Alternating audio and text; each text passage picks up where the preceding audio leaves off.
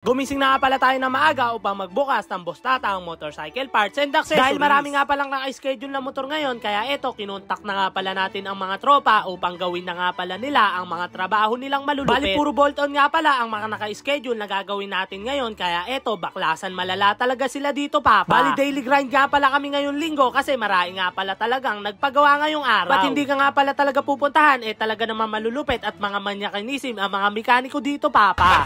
Gago! Kaya may nagpadala nga pala ng mga pyesa sa atin, kaya agad-agad na natin binuksan itong box na to, tapos inilabas na natin ang mga laman niya. Display na nga rin pala natin siya upang mabili ka agad ng mga tropa.